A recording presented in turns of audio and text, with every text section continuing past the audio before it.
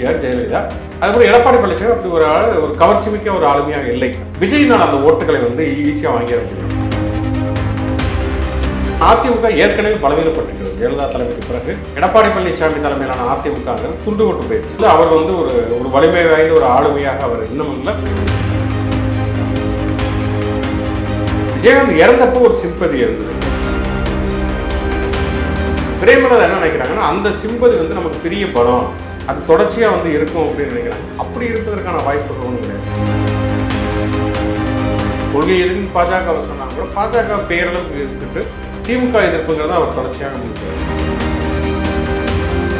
எடப்பாடி பழனிசாமி வந்து பெரிய கூட்டணி, பெரிய கட்சி வரப்போகிறது அப்படின்னு சொன்னாலும் அப்படி எந்த பெரிய கட்சியுமே வரல. இப்போது புதிய அறிமுகம் ஆச்சி ஹோட்டல் சாம்பார் 50 கிராம் ரூபாய் 20 மட்டுமே. ரெட் நூல் தமிழ் நேயர்கள் அனைவருக்கும் வணக்கம். இன்று நாம் சந்திக்க போகும் சிறப்பு விருந்தினர் மூத்த பத்திரிகையாளர் திரு சுகுணா திவாகர் அவர்கள். சார் வணக்கம். வணக்கம். 2026 தேர்தல் களம் எப்படி இருக்கும்? நிறைய பேர் என்ன சொல்றாங்கன்னா, இதற்கு முன்பாக கணிச்சிடலாம், ஒன்று திமுக அல்ல அதிமுக அப்படின்னு. ஆனா இந்த தேர்தல் வந்து ஒரு 4 முனை போட்டிங்கிறதுனால யாரோட ஓட்டை யார் பிரிக்க போறாங்க, குறிப்பா விஜய் அவர்கள் வந்து திமுக ஓட்டை பிரிக்க போறாரா இல்லை அதிமுக ஓட்டை பிரிக்க போறாரா அப்படிங்கிறதெல்லாம் நம்ம பொறுத்திருந்தா பார்க்கணும் அப்படிங்கிறாரு. நீங்க எப்படி சார் பாக்குறீங்க, இந்த தேர்தல் களம் எப்படி இருக்கு? இல்லை, இப்போ நீங்கள் சொன்னது மாதிரி 4 முனை போட்டி தான் 2026 சட்டமன்ற தேர்தலை பொறுத்த வரைக்கும். இது வரைக்கும் அதுதான் யதார்த்தமான ஒரு நிலைமையாக இருக்குது. இந்த 2016 தேர்தல் மாதிரி தான் இந்த 2026 இருக்கும் அப்படின்னு நினைக்கிறேன். ஏன்னா 2016 பொறுத்த வரைக்கும் 2011-16 அதிமுக ஜெயலலிதாவுடைய ஆட்சி இருந்தது. அதுக்கு பிறகு வந்து பார்த்தோம்னா அதிமுக ஏடிஎம்கே வெர்சஸ் அதர்ஸ் அப்படிங்கிறது அன்றைக்கி இருந்த 2016 சட்டமன்ற தேர்தல் களமாக இருந்தது. ஒரு பக்கம் ஏடிஎம்கே, இன்னொரு பக்கம் வந்து திமுக காங்கிரஸ் கூட்டணி, மக்கள் நல கூட்டணி, அப்போ தான் முதலாக நாம் தமிழர் கட்சி களத்துக்கு வருது, பாட்டாளி மக்கள் கட்சி எல்லாமே இருக்காங்க. அப்போ அதிமுக எதிர்ப்பு வாக்குகள் அல்லது 5 ஆண்டு கால அதிமுக ஆட்சியின் மீதான அதிருப்தி வாக்குகள் அப்படிங்கிறது சிதறி அதிமுக பெருவாரியான வாக்குகளை பெற்று மீண்டும் 2016 2வது முறையாக ஆட்சிக்கு ஜெயலலிதா வந்தாங்க. கிட்டத்தட்ட அதே மாதிரியான களம் தான் இப்போ இருக்குது. இப்போ என்ன டிஎம்கே வெர்சஸ் அதர்ஸ் அப்படிங்கிறது இப்போ இருக்கக்கூடிய போட்டியாக இருக்குது. ஆனால் ஏடிஎம்கேயை பொறுத்த வரைக்கும் அவங்க எப்பயுமே திமுக எதிர்ப்பு கட்சி தான். இந்த கட்சி உருவானது திமுக எதிர்ப்பு. டிஎம்கே வெர்சஸ் ஏடிஎம்கேங்கிறது தான் எப்போதுமே தேர்தல் அரசியல் களமாக இருக்கிறது. பிஜேபியை பொறுத்த வரைக்கும் சித்தாந்த ரீதியாக அது திமுக எதிர்ப்பு தான். அப்போ ஏடிஎம்கே பிஜேபி அலையன்ஸு. விஜய் வந்து வெளிப்படையாக சொல்கிறார் டிஎம்கே வெர்சஸ் டிவிகே அப்படிங்கிறாரு. நாம் தமிழர் கட்சியும் பெரும்பாலும் அவங்களுடைய எதிர்ப்புங்கிறது திமுக எதிர்ப்பு தான். அப்படி இருக்கிறப்ப திமுக கூட்டணியை பொறுத்த வரைக்கும் அவங்க வந்து 2 விஷயங்களை பலமாக நினைக்கிறாங்க. ஒன்று என்னென்னா, 5 ஆண்டுகளாக அவர்கள் ஆட்சி செய்திருக்கிறார்கள், பல நலத்திட்டங்களை நிறைவேற்றியிருக்கிறார்கள். அந்த நலத்திட்டங்கள் மூலமாக பலனடைந்தவர்களுடைய வாக்குகள் தங்களுக்கு வரும் அப்படிங்கிற ஒன்று. ஏன்னா நீங்கள் வந்து ஜெயலலிதா கலைஞர் மரணத்துக்கு பிறகு பார்த்தோம்னா திமுக அதிமுக 2 கட்சியிலையுமே வந்து ஒரு வெற்றிடம் இருக்கிறது அப்படிங்கிற மாதிரியான ஒரு கருத்து உருவாக்கு. ரஜினிகாந்த் எல்லாம் அரசியலுக்கு வர்றாரு, ரஜினிகாந்த் அரசியலுக்கு வர்றதா இருந்தார், கமல் அரசியலுக்கே வந்தார். அப்போ கலைஞருக்கு பிறகு திமுகவுடைய தலைமையாக ஸ்டாலின் வந்து தன்னை நிலைநிறுத்துவாரா அல்லது அந்த ஆட்சிங்கிறது கலைஞர் அளவுக்கு இருக்குமா அப்படிங்கிற கேள்விகள்லாம் இருந்தது. ஆனால் வந்து ஸ்டாலின் அதை வந்து திறமையாக எதிர்கொண்டு தன்னை நிலைநிறுத்தி விட்டார். கட்சியும் கட்டுக்கோப்பாக வந்து கொண்டு போயிட்டாரு. 2019 எலெக்ஷன்ல ஸ்வீப் பண்ணாங்க. பை எலெக்ஷன் ஆளுங்கட்சியை விட எதிர்கட்சி அதிகமான இடங்கள்ல ஜெயிச்சது. 22 இடங்கள்ல 13 இடங்கள் திமுக ஜெயிச்சது. உள்ளாட்சி தேர்தலையும் ஜெயிச்சு. ஆமா, இப்போ தொடர் வெற்றிகள் 8 ஆண்டுகளாக இந்த கூட்டணியை தொடர்ச்சியாக கொண்டு போறாரு. தொடர் வெற்றிகள் அப்படிங்கிறப்ப அது போக என்னன்னு பார்த்தோம்னா வந்து பொதுவாக வந்து ஜெயலலிதா காலகட்டத்தில் ஈவன் எம்ஜிஆர் காலத்தில் கூட பெண்கள் வாக்குகள் திமுகவோட அதிமுக தான் அதிகம் போகும் அப்படிங்கிறது ஒரு யதார்த்தமாக இருந்தது. ஆனால் வந்து ஸ்டாலினுடைய ஆட்சி காலகட்டத்தில் இந்த மகளிர் உரிமை தொகை, விடியல் பயணம், இதன் மூலமாக பெண்களுடைய வாக்கு அதிமுகவோட திமுகவுக்கு வந்திருக்கிறது அப்படிங்கிறத கடந்த தேர்தல் முடிவுகள் தெரிவிக்குது. அப்படி இருக்கிறப்ப என்னென்னா வந்து அவங்களுக்கு ஒரு இன்டாக்டான ஒரு அலையன்ஸ் இருக்குது, நலத்திட்டங்கள் இது ஒரு பக்கம். இன்னொன்று திமுக எதிர்ப்பு வாக்குகள். திமுக எதிர்ப்பு வாக்குகள் அப்படிங்கிறது காலகாலமாக இருந்துட்டு இருக்கிற ஒன்று தான். அது ஒன்று. இன்னொன்று, எப்பவுமே ஒரு கட்சி ஒரு 5 வருஷம் ஆள்றப்ப அவங்களால எல்லாவற்றையுமே திருப்திப்படுத்த முடியாது. அதில் சில போதாமைகள், குறைபாடுகள் எல்லாமே இருக்கும்.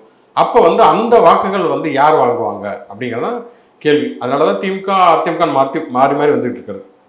இப்போ வந்து திமுக எதிர்ப்பு வாக்குகள் இல்லை திமுக மீதான ஆட்சியின் மீதான அதிருப்தி வாக்குகள்ங்கிறது அதிமுக மட்டும்தான் களத்தில் இருக்கிறது. அது ஒரு வலிமையாக இருக்கிறதுனா முழுக்க வந்து அது வாங்கிடும், அதிமுக வாங்கிடும்.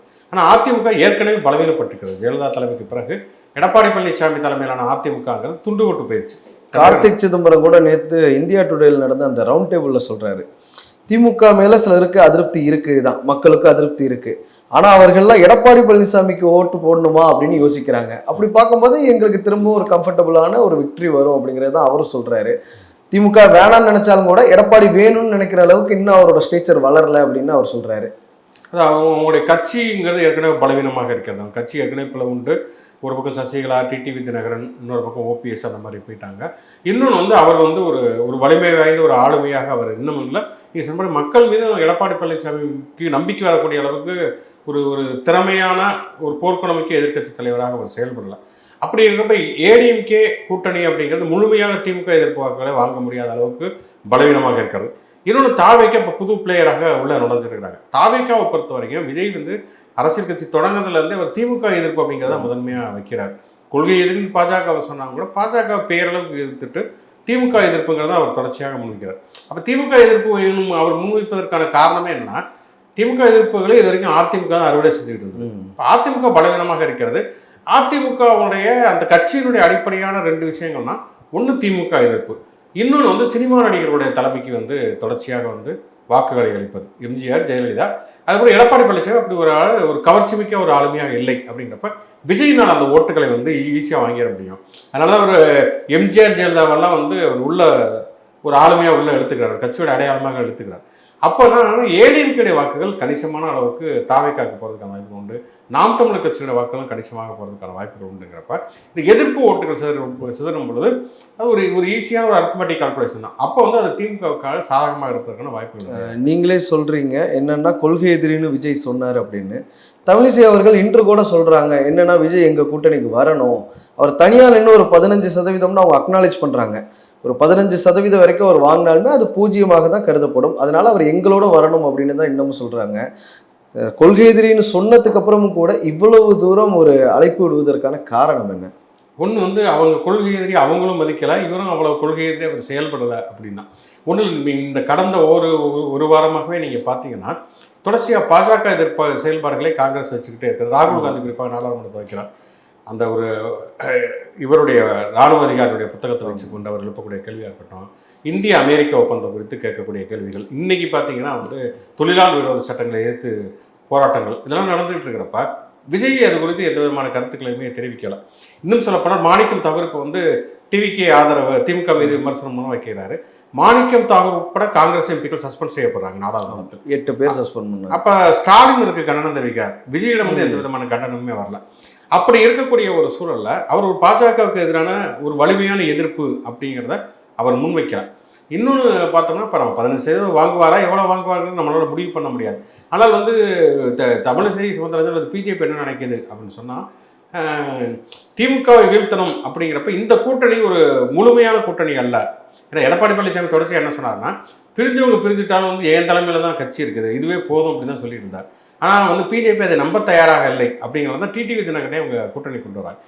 அதற்கு பிறகு அவங்களுக்கு ஒரு முழுமையான நம்பிக்கை இல்லாதனால தான் விஜயை வந்து கூட்டணிக்கு கூப்பிட்றாங்க. அப்போ வந்து 1967 ராஜாஜியும் அண்ணா கூட்டணி சேர்ந்தாங்க அப்படிலாம் சொல்கிறாங்க. ஆனால் என்னன்னா இப்போ திமுகவை வீட்டுக்கு அனுப்ப வேண்டும், திமுக தான் பொது எதிரி அப்படிங்கிற ஒரு தேவை எடப்பாடி பழனிசாமிக்கு இருக்கலாம் அல்லது பிஜேபிக்கு இருக்கலாம். விஜய்க்கு அதுக்கு என்ன தேவை இருக்குது? விஜய் இப்போ தான் முதல்ல கட்சி ஆரம்பித்து களத்துக்கு வருகிறார். அப்படிங்கிறப்ப அவர் திமுக எதிர்ப்பை தான் முதன்மையாக வைத்தாலுமே கூட உடனடியாக வந்து அவர் நம்புகிறாரோ இல்லையோ உடனடியாக அவர் ஆட்சி பிடிப்பதற்கான வாய்ப்பெல்லாம் கிடையாது. எம்ஜிஆர் கிடையாது விஜய். அவர் இந்த தேர்தலுக்கு குறிப்பிட்ட அளவு கணிசமான அளவுக்கு வாக்குகள் வாங்கினாலும் அவர் வந்து ஆட்சிக்கு வரக்கூடிய அளவுக்கு வரப்போறதில்லை. அப்போ ஸ்டாலினை வந்து அவர் வந்து வீட்டுக்கு அனுப்பணும், திமுகவை வந்து வீட்டுக்கு அனுப்பியாகணும் அப்படிங்க அவருக்கு இன்னும் காலம் இருக்கிறது, தொடர்ச்சியாக அரசியல் பண்ணுவதற்கான காலம் இருக்கிறது. இன்னொன்று வந்து மிக முக்கியமான ஒரு விஷயம் வந்து யார் முதலமைச்சர் வேட்பாளர் அப்படிங்கிற கேள்வி இருக்குது. அப்போ விஜய் வந்தார்னா விஜய் வந்து எந்த இடத்துல வந்து பொசிஷன் பண்ணுவாங்க அப்படிங்கிற கேள்வியுமே மிக முக்கியமான கேள்வி. இப்போ ஓபிஎஸ் அவர்களோட நிலைப்பாடுலாம் என்னவா சார் இருக்கும்? ஏன்னா அவர் எப்படியாவது என்டிஏ கூட்டணியில் அக்கமடேட் பண்ணணும்னு பாஜக நினைச்சாலும் எடப்பாடி